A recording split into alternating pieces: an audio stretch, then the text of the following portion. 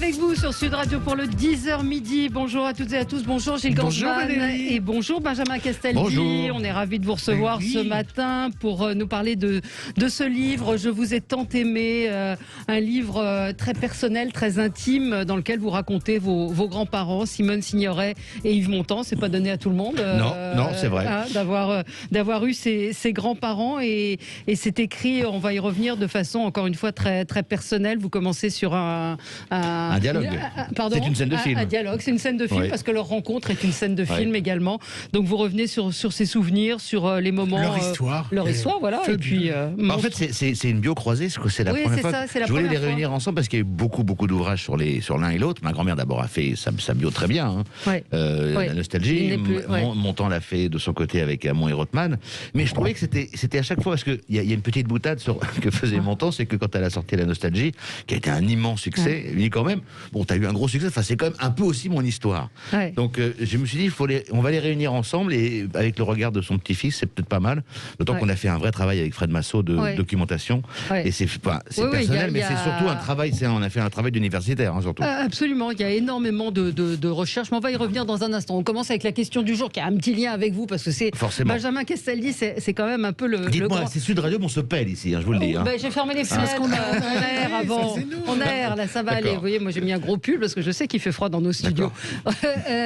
Et oui, parce que vous, c'est un peu le grand écart. C'est-à-dire que vous, Montand Signoret et puis le loft. C'est ça. Qu'est-ce que vous voulez dire par là? Non, mais c'est que vous êtes très éclectique. Allez au bout de votre pensée. Donc c'est une question sur la télé-réalité. Et une chose formidable, c'était quand il présentait une émission de cinéma sur Europe 1, qui était une émission, mais d'une intelligence et des interviews formidables. Merci. Et on ne dit pas que c'est le même homme qui fait de la télé-réalité, mais bon, c'est alors, comme ça. C'était pas que le cinéma, c'était beaucoup d'intellectuels dans tous les domaines. Ah bah c'est sûr que passer de Loana à François Giroud, forcément ça...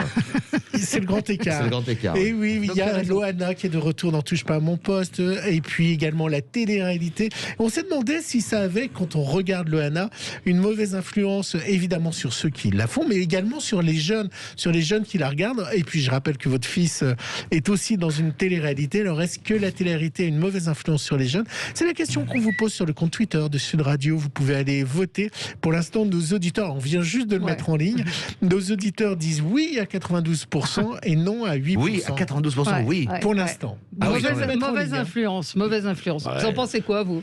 Écoutez, on vous a déjà posé la question 100 fois, mais... Non, mais je vais vous répondre une 100e fois. Mon fils, il l'a fait la télé parce que le pauvre, comme beaucoup d'étudiants, il s'est retrouvé en deuxième année d'études dans un contexte épouvantable, c'est-à-dire ne pouvant plus aller en cours. En plus, il avait choisi lui une branche de commerce et sport. À mon avis, ils sont sinistrés pour quelques années. Il était cloîtré, il était à la maison puisqu'il n'y avait plus de cours. Il fallait faire les cours via les écrans. Et il n'avait plus du tout envie. Donc il a eu cette chance de partir faire de la télé-réalité. C'est une chance ? Écoutez, oui, je pense que c'était une chance. Je pense que si on n'est pas totalement stupide, et si vous regardez bien ceux qui réussissent dans ce domaine-là, ils sont loin d'être bêtes. Ils jouent les abrutis, mais ils sont loin d'être bêtes. Donc comme le pense Valérie, tout est truqué? Non, j'ai pas dit ça. Truqué, non. Mais maintenant, on a affaire à... Maintenant, c'est devenu un métier. Voilà, on est candidat de télé-réalité. Voilà. Allez, Gilles, on passe au zapping. Sud Radio, 10h midi, Média, l'instant zapping. Valérie Benjamin, c'est une nouvelle affaire d'agression sexuelle qui a fait la une des médias hier sur toutes les chaînes.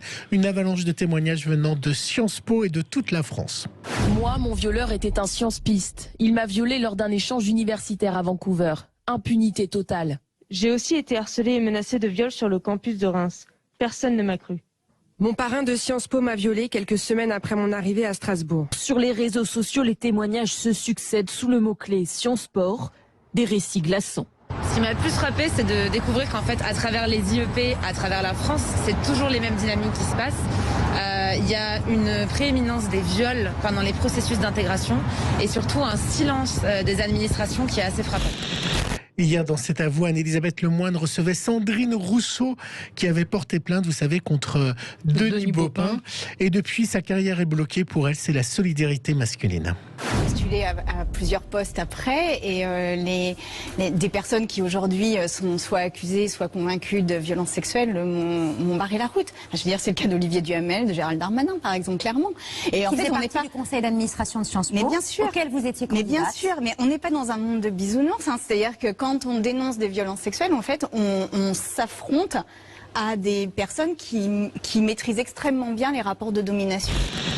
Voilà, Sciences Po, je pense que vous allez en parler avec vos débatteurs de tout ce qui se passe autour de tout ça. Hier, colère d'un certain... vous connaissez Benjamin Castaldi? C'est un animateur de télévision. Il était dans Touche pas à mon poste. Il faisait face à l'avocat Division qui, lui, relativisait la pandémie. Oh, c'est pas grand-chose, 80 000 morts, oh là là.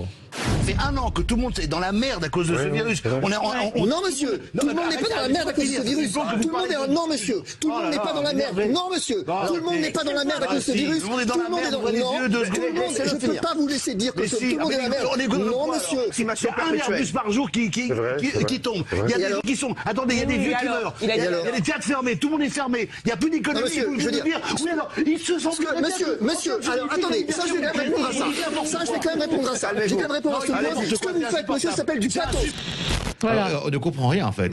Comme ça, sans l'image, on ne comprend pas trop. Mais vous étiez très en colère. Mais oui, parce que ce monsieur était très bien. C'est un avocat, il est juriste. Il fait du droit. Tous les avocats ne sont pas très bien. Non, mais bon, il est très bien. Voilà. Et moi, ça m'a gonflé qu'on vienne m'expliquer que tout ça était pas grave. Si c'est pas grave, alors c'est qu'il fallait pas rien faire depuis le début. Et il y a quand même aujourd'hui entre 400 et 500 morts par jour. Comme je dis, c'est un Airbus qui tombe par jour. Donc, je veux bien tout entendre, mais qu'on ne vienne pas nous expliquer que juridiquement, c'est de la privation des libertés. Oui, on est tous privés, mais enfin, si c'est entre être privé de liberté ou crever, je préfère être privé de liberté. Vous lui parlez après, hors antenne, ou pas?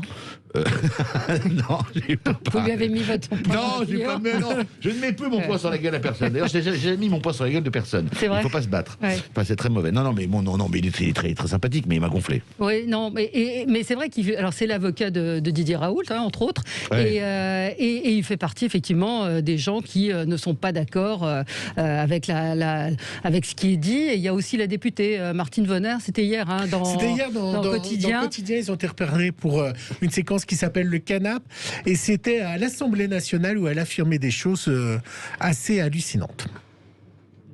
Alors, on n'a pas encore. On n'a pas le temps. C'est comme assez vite ici. On a des petits bugs de temps en temps. Mais c'est vrai qu'elle avait dit à une époque les masques, ça ne sert à rien. Hier, elle réclamait à ce qu'il y ait plus de prévention. Et puis, elle affirmait qu'il n'y avait pas de morts dans les hôpitaux, que les hôpitaux au Brésil étaient totalement sans mort, et ce qui est totalement faux. Ce sont des contre-vérités. J'aimerais bien qu'elle nous explique également son comité. Alors elle est à la tête de Laissons-les prescrire, où elle dit qu'elle a 30 000 médecins. Alors il y a des gens qui sont allés regarder, et en fait il n'y aurait plus que 1000 médecins qui seraient réellement inscrits à l'ordre des médecins. Donc il y a beaucoup de gens qui colportent des fausses informations. Le pire, c'est ça.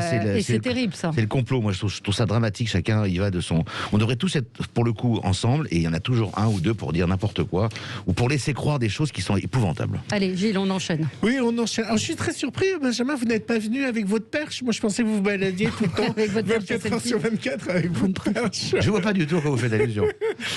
C'est hallucinant. Je fais allusion. Voilà, c'est hallucinant. Je faisais allusion évidemment à Comme J'aime. Alors je vous ai trouvé un client pour Comme J'aime. Je vous ai proposé le président Gérard Larcher. Écoutez. Réduction des dépenses publiques qui sont aujourd'hui arrivées à près de 64%. Pardonnez-moi, c'est un sujet qu'il va falloir traiter avec courage. Est-ce que pour ça, il faut dire on change de régime? Là, je dis non. Je dis on se met au régime. Ah, il faut se mettre au régime. Je me suis dit que j'avais la bonne personne en face de moi pour Gérard Larcher. Ouais. Mais avouez qu'elle est ridicule, cette pub. Alors, moi, je suis ridicule, vous voulez dire? Non, mais avec la perche, pourquoi une perche? Vous expliquez, la mise en perche, scène. Écoutez, moi, je ne suis qu'ambassadeur de la marque Comme J'aime, donc je ne choisis pas la mise en scène. Je sais que le spot, je pense qu'il commence un peu à gonfler parce qu'il est passé énormément. Ouais. Ça, je pense que ça gonfle. Mais en tout cas, c'est un spot qui fonctionne. Oui, non, c'est sûr qu'on en parle. Laurent Gérard se moque de vous, vous l'avez entendu? Mais ça, c'est formidable. Mais c'est formidable, parce que quand vous êtes parodié, c'est que vous êtes arrivé à un tel niveau de notoriété que tout va bien. C'est le jour où on parle plus de vous que ça va pas. Ouais, ça vous fait rire ou pas quand bien il vous parle de la... qu'il a fait avec les vacances. J'ai mangé gras et tout, mais en plus, c'est pas faux, parce qu'effectivement, j'ai transpiré quand je suis monté sur la balance de l'huissier au début du mois de janvier. Oui, il va falloir, vous allez vous y remettre? Non, moi j'y suis depuis tout le temps. C'est comme Henri Lecomte, vous savez, qui est obèse depuis 25 ans. Oui, on l'a pas vu trop obèse. Allez, on finit, c'est fini? Non, moi j'ai un dernier son, mais il est très court. Donc Benjamin Castaldi, Divisio, le Covid, l'argent, vos divorces, vos femmes, vous en avez peut-être marre. Alors faites comme ces femmes israéliennes qui, pour s'enlever le poids de tous ces problèmes et surtout du confinement, c'est le 3e confinement en Israël et le Covid, elles crient chaque matin, et c'était sur BFM.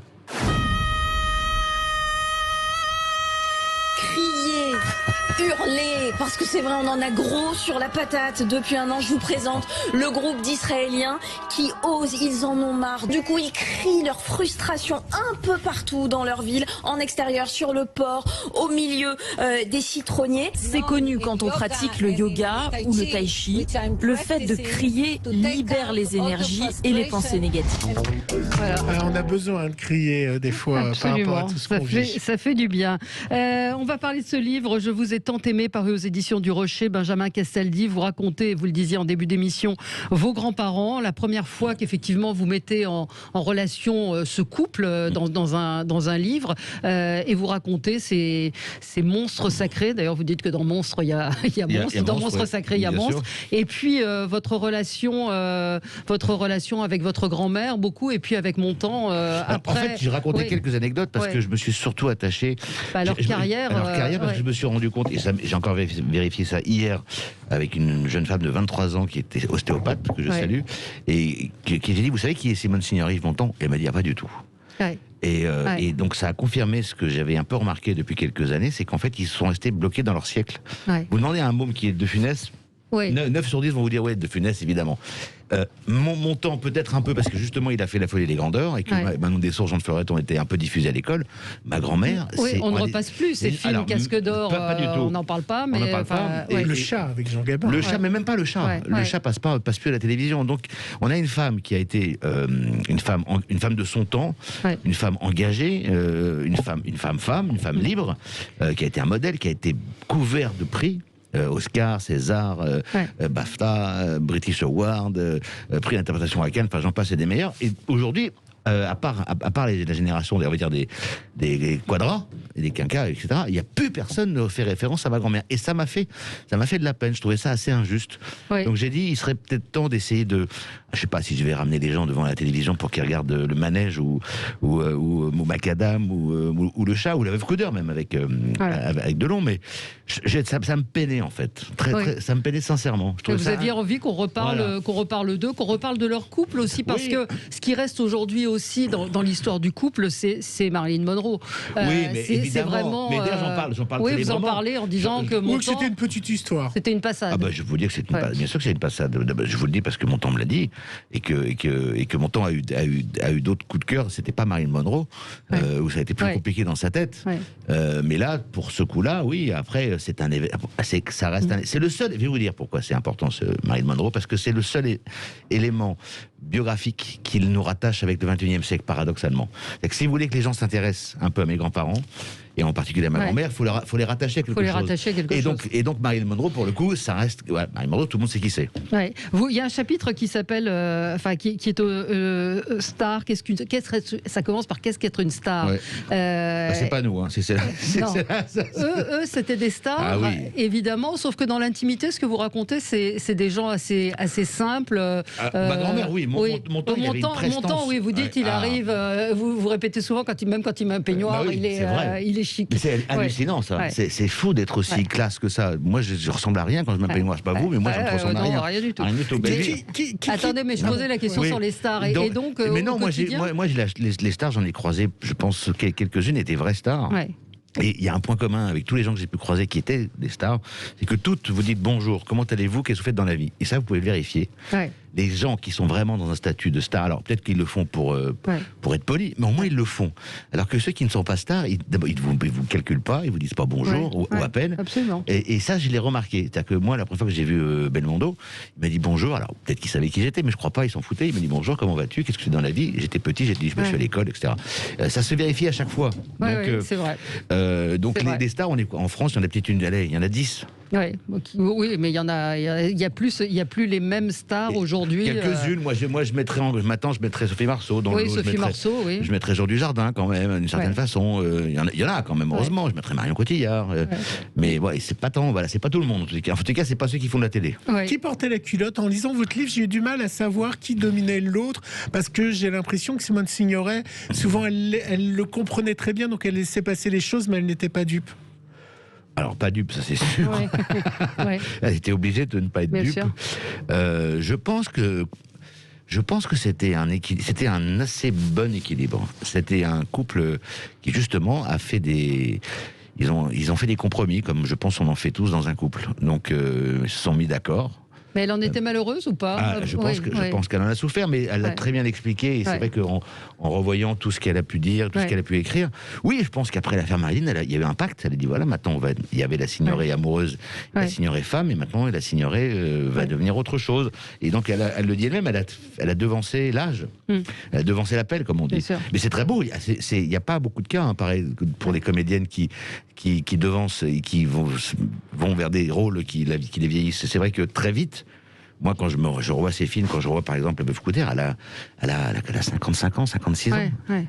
Et quand vous voyez la tête qu'elle a, c'est une vieille dame. C'est une vieille dame. Madame Rosa, c'est plus qu'une vieille dame. Bien sûr.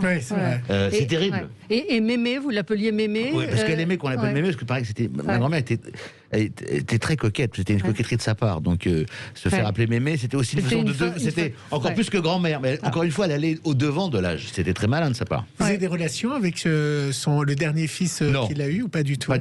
Pas du tout. D'ailleurs, quand vous lisez les bouquins, j'ai vraiment fait attention de... Je ne suis pas rentré dans tout ce qui... J'ai dit les choses telles qu'elles sont. C'est que mon ton a toujours dit on ne refait pas sa vie, on la continue. Donc il a continué sa vie, c'était bien normal. C'était de toute façon ça, oui. Je pense qu'il était de toute façon fracassé par la mort de sa femme, ce qui est bien normal, mais ça n'a pas empêché d'admettre. Et je peux vous dire que je suis sûr qu'il était très content d'avoir un petit. Et je pense le petit Valentin. Après, je ne le bois pas pour des questions. Voilà, c'est de famille. Voilà, peu importe. Mais je pense qu'il en a été très fier. Et je suis à peu près certain que grâce à cet enfant qui est arrivé dans sa vie, il a partagé des choses avec moi qu'il n'aurait pas partagé parce qu'il s'est dit je vais peut-être pas pouvoir tout suivre chez ce petit enfant. Donc je vais essayer de voir un peu ce que ça va faire d'avoir parce qu'il n'a jamais été mon grand-père au sens génétique. Oui, génétique. Et puis la relation que j'ai eue avec lui justement dans les 3 dernières années de sa vie, c'était très proche parce que je pense qu'il se projetait dans un papa qui pourrait peut-être pas être. Voilà.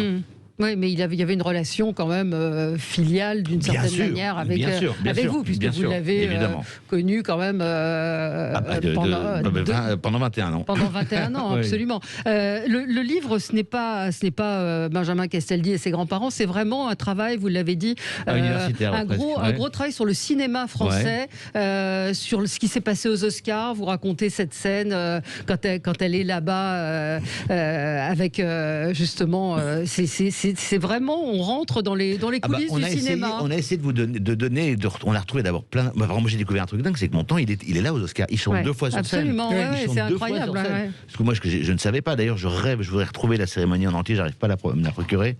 Et donc, il était là. Et puis surtout, moi, qui suis un peu, on sait pas trop parce que forcément, c'est parce que mais moi, j'adore l'histoire, et en particulier l'histoire qui va de 45, de 39 à 70, parce que je pense que le monde dans lequel on vit aujourd'hui s'est construit uniquement sur les cendres ou en tous les cas sur les bases de la Seconde Guerre mondiale, et eux ils l'ont traversé toutes ces périodes-là. L'Union soviétique qui n'existe plus, Prague, Budapest, la guerre du Vietnam, etc. Donc c'était important de les replacer dans leur temps, mais je voulais les ramener avec nous. Avec quel comédien Montand s'entendait bien? C'était qui son grand pote? Est-ce qu'il était pas du tout... ils étaient un peu à part dans le milieu du cinéma, les deux? Je pense pas qu'il avait... Ses grands potes, c'était Semprin, c'était Gavras, vraiment. Dans les comédiens, je pourrais pas vous répondre. Ah, c'est drôle, ça. Ma grand-mère... Donc ils étaient un peu hors milieu, finalement, du cinéma. Ils n'étaient pas très showbiz, hein. Pas du tout. Alors, Alors eux, ils n'étaient pas du tout showbiz. Le showbiz tel que vous l'évoquez aujourd'hui n'existait pas vraiment. C'était pas. Voilà, aujourd'hui, c'est le showbiz, c'est quelque chose de bien particulier. Eux, ils étaient dans leur monde, puis. Ils étaient un peu au-dessus du panier quand même, hein. Donc ils vivaient dans leur coin, mais il y avait plein de gens qui venaient à la maison, hein. Mais je peux pas vous dire que dans le cinéma, je peux pas vous dire de comédiens avec qui il aurait été proche particulièrement. Oui, en revanche, vous racontez ces week-ends à Auteuil, donc leur maison où vous avez vu passer pratiquement tout le cinéma français. Une partie, j'ai vu passer. Non, c'est sûr que j'ai vu passer Piccoli, j'ai vu passer Nureyev. Vous vous rendez compte, j'ai croisé Nureyev, c'est assez incroyable. Ouais, c'est dingue. Donc, et puis plein de gens dont je ne savais pas qui ils étaient d'ailleurs à l'époque. Oui, c'est ça. Mais oui, évidemment, Marina Vladi, Gavras, Samprin, tout ça, c'était. Samprin, j'ai pu le recevoir à la radio quand j'en faisais. Et c'était marrant parce que je lui ai dit, un peu comme je dis dans le livre, je lui ai dit, quand je pense que je t'ai eu à table tous les week-ends et que je t'ai pas posé une question sur ta vie, il faudra plus d'1 heure pour rattraper le temps perdu. Mais c'est un peu ça, c'est un peu la recherche du temps perdu, ce livre. Ouais. Qu'est-ce que vous gardez de Montand? Comment vous, alors je dis Montand et Signoret, mais de ce couple, s'il fallait les résumer? Moi, Montand, et ça a été forcément un modèle, un guide, même un peu obsessionnel. Je pense que si j'ai été dans certaines directions de flamboyance et de... Oui, parce que vous dites c'était un dandy. Hein, voilà, de dépenses dispendieuses, comme dirait l'autre, c'était parce que je courais après cet idéal-là. Et d'ailleurs, parfois, ça m'a valu quelques désillusions, quelques claques, mais c'est vrai que quand je suis arrivé... chez ma mère avec une Ferrari flambant neuve, je pensais qu'elle était très contente et en fait elle s'en foutait complètement. Voilà, donc. Mais il y avait de ça, il y avait de l'héritage, de la flamboyance. Mais bon, la différence c'est que moi je suis pas un immigré italien ayant connu l'usine et en plus acheté une Ferrari. Mais sans eux, vous auriez peut-être pas voulu aller dans le showbiz, dans la télé. Si j'avais été vivant, j'aurais jamais fait ce que j'ai fait. C'est-à-dire? Parce que j'aurais fait des études, j'aurais retenté Sciences Po, je me serais resté un petit enfant stage, bien propre sur lui. Vous regrettez d'avoir mis le pied dans la télé, dans tout ça? Pas du tout. Non, pas du tout. Non, c'est génial. Mais non, mais j'aurais peut-être fait du journalisme, j'aurais peut-être été journaliste cinéma, par exemple, un truc un peu plus discret. Voilà. En même temps, c'était pas votre tempérament, si? D'être discret? Oui, non, je vois pas, non, pas tellement. Voilà, mais j'étais passionné par le cinéma déjà tout petit, donc c'était assez logique que Drucker m'engage en tant que chroniqueur cinéma. Alors vous êtes souvent sur Touche pas à mon poste, est-ce que vous regardez souvent tous les jours? Voilà, et donc en face il y a Demain nous appartient, est-ce que vous regardez en replay? Parce que dans Demain nous appartient, il y a sa maman. Non, j'ai joué, oui. Vous la regardez pas quand elle prend les huîtres et tout? Non, Demain vous appartient, Hier soir vous oubliez, Demain soir j'irai mieux, non, tous ces trucs-là je regarde. Vous regardez pas votre maman? Mais non. Avec les huîtres et tout. Non, j'ai appris qu'elle avait Alzheimer dans la série, c'était très peiné. Oui, en ce moment, elle a Alzheimer. Grâce à Dieu, elle l'a pas dans la réalité. Elle va bien? Non, elle va très bien. Ouais. Elle vit en Bretagne, là. Ah oui, d'accord. Elle tourne beaucoup. Oui, elle tourne énormément, absolument. Je vous ai tenté main, Benjamin Castaldi, c'est aux éditions du Rocher, c'est un très très chouette livre, à la fois tendre parce que vous évoquez vos souvenirs personnels et en même temps une histoire du cinéma. On retrouve, là j'ouvre, Reggiani, Gérard Philippe, Rock Hudson, enfin c'est tout. Rock Hudson, c'est le monsieur qui a remis son Oscar et qui va mourir 2 jours après elle. Qu'est-ce qu'il est devenu, l'Oscar? C'est ma soeur qui l'a. Moi j'ai le César, elle a l'Oscar. Ah, d'accord. Votre sœur a l'Oscar? J'aurais préféré avoir l'Oscar, mais bon, j'ai eu le César. Ça a une valeur ou pas du tout? Ça vaut une fortune. Mais clairement. Ça vaut plus de 500 000 €, vous rigolez quoi? Un Oscar de cette période-là, ça vaut une fortune. Ça vaut une fortune. Une fortune. Il va falloir réclamer une compensation, non? Mais qui le rachèterait? Des collectionneurs. Des collectionneurs, D'abord, c'est le premier Oscar pour une actrice française en langue anglaise qui date de 61. Ça vaut une fortune. Ça n'a pas de prix, je pense. Eh ben voilà, il faudra refaire les comptes. Merci beaucoup, Benjamin Castaldi. Aux éditions du Rocher, je vous ai tant aimé. On se retrouve dans un instant avec vous pour continuer le 10h midi.